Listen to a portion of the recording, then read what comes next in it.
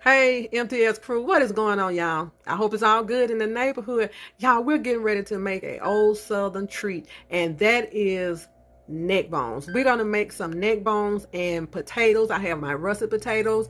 I use a little beef base, garlic salt, garlic powder, black pepper, one red bell pepper, one onion, celery, and I love using this, y'all. This is the au jus. I love this au jus gravy, and I usually make my gravy with a little flour and au jus to kind of go over my neck bones when I'm finished with them. Okay, so y'all, let's go ahead and get these neck bones started. Now, y'all, my neck bones, if you watch any of my videos when I deal with like meat, like neck bones and pig feet and all that, I like to wash and parboil my neck bones. So I'm going to go ahead and get these neck bones washed and cleaned, and I'm going to go ahead and parboil them for about 15 minutes, and then I'll and start adding my seasoning and everything I need. But we got to have, you got to clean these neck bones. You have to. And once you get your neck bones all clean, all parboiled, you take them out of that pot, you rinse them off really well, then you wash your pot off of any debris. We don't want anybody getting sick, we don't want any bacteria. So this is just the way I do my neck bones. So let's go ahead and get these neck bones washed and okay, MTS crew, let me go over quickly how I clean my neck bones. Okay, I get all that fat off of them, all the fat that I can get off. And in here, y'all, it's a little membrane that go in there, that beads in there. Let me see where it is, if I have it on one of these. But anyway, it's a membrane that go in there. I pull that membrane out and I wash it. I get any blood or anything out like that, and I just go ahead and just clean them. And so what I'll do is that I wash these really good until my water is clear, and then I'll go ahead and parboil them, and I'll put maybe about a half a cup of vinegar as I parboil them. And then after I parboil them, I'm going to take them out of that pot, and I'll go ahead and I'll clean that pot out real good, and then I'll go ahead and put my my seasoning in. I was trying to find one to show you, but anyway, this is what I mostly get. That you get a knife or a fork or anything that you can get down in there. Be careful, because you will cut your hand on these bones, and just get that cleaned out, and then just take any fat off of them, but this is 2 packages of neck bones. They don't give you a whole lot of neck bones anymore, so this is 2 packages of and these are supposed to be family packs. They're not. So I'm going to go ahead and finish these up, and we'll get these on parboiling. Okay, y'all, I have all of my vegetables cut up for my neck bones.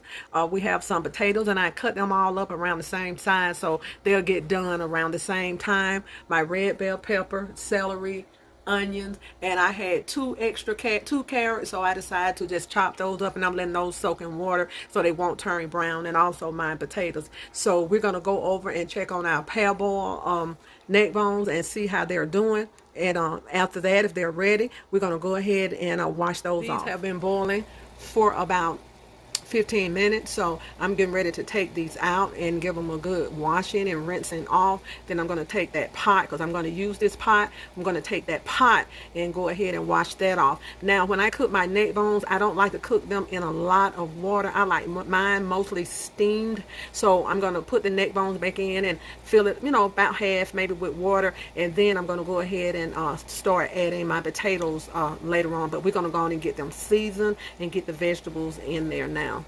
Okay, let's get these washed, y'all. Okay, y'all, I went in there with about a teaspoon of black pepper.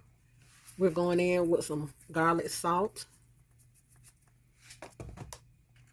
This is salt-free garlic and herbs. Would you open it? I should have opened it up a little bit, y'all. Okay. Salt-free garlic and herbs. We can use as much of that as we want. Okay. We're going in with about a tablespoon of beef base. About a tablespoon and a half. Okay.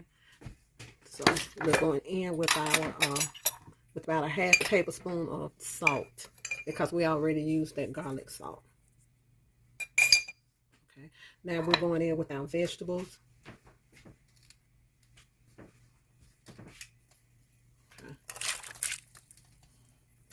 Celery.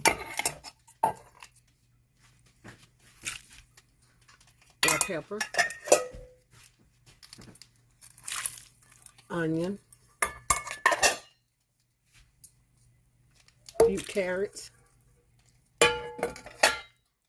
So we're gonna put the top on this. So we're gonna put the top on this, y'all, and we're gonna let this cook down. And when it cooked down, I'm going to remove the neck bones. I'm going to make a little gravy to go over this with that au jus mix. And y'all, let me tell you about this au jus mix. I love quinoa, anything. I hope I'm pronouncing that right. But this right here is actually really good when you're making a gravy. You can season your gravy the way you want to, your roux, but I always like to use a little bit of this. It just adds that extra flavor. And they also have the vegetable one, and it's a vegetable dip, and you can use that in your soup. It's delicious, y'all. Okay, so let's let these neck bones cook down some.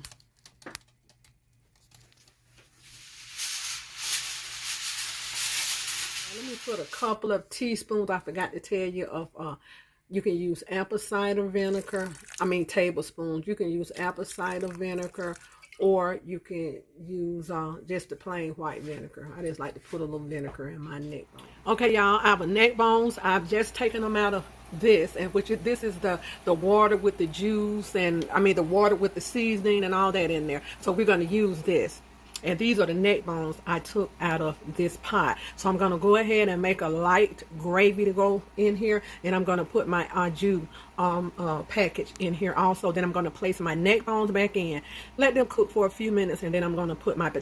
Okay, y'all, we're going in with our au jus seasoning from quinoa.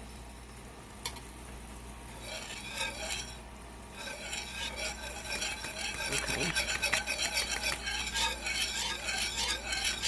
Now we're going in with our flour. Our flour slurry. Okay, we're going in with that slowly. Okay.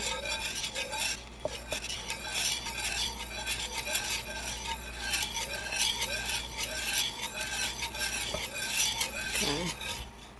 We're going to let this cook and get thick.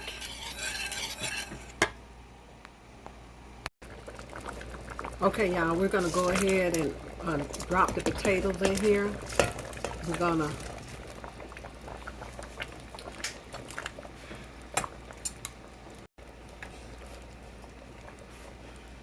now I'm going to add a little black pepper over here and a little bit more garlic and herbs, no salt.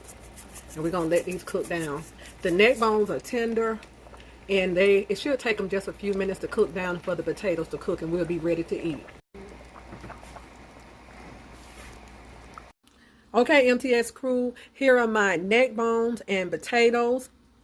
They are delicious, and I do have some gravy that I'm going to pour over these, and we're going to enjoy. We're going to enjoy these, and y'all, please, follow my recipe best you can. And I put my own seasonings in there, and this is my own recipe. Now, my mother, when she did neck bones, she didn't put she didn't make a gravy over them, but I tend to like a little bit of gravy over mine. So let me get a little gravy.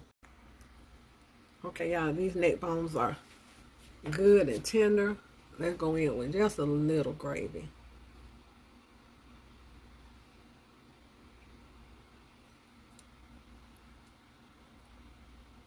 My husband is here. Let me have a little bit more. Give me a little bit more gravy, honey. So, yes, y'all. So these are really, really easy to make. I know a lot of people don't eat pork, but these were expensive. I think these. I mean, I didn't have that many, and they added up being $14 for the 2 packs. But you really don't get anything. But neck bones, you have to buy a lot of these in order to enjoy them. So, trivia question, y'all. What other name does neck bone have? Put that down in the comments below. I'm gonna see who's my age. So just give me another name for neck bones down below. I know in the South we had a certain name for them, so just give me that name down below. And the hint is that you eat all the bones until they blank. Okay, so give me that answer down below, y'all. Y'all enjoy yourself with this dish. Let me give it a taste. The meat is good and tender. I like my potatoes firm. Y'all, the seasoning is perfect. The potatoes are perfect. So y'all enjoy this and be good to yourself. And if you be good to yourself, you have no other choice but to be good to others. Mama T's neck bones and potatoes.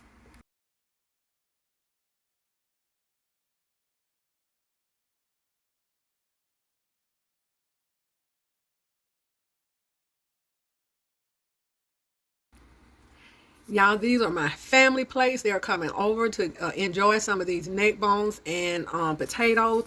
I'm going to make some cornbread, and I have some greens that's frozen in the freezer, and I'm going to have that. So whenever I make food, I always share with my family, and they have been under the weather, so we'll probably take it to them. I'll probably just take it and leave it right there by the door. Okay, y'all, because they've been sick. So I'm going to take this, and Sister Pam is there. So they're going to have them a good meal. And all of them love neck bones.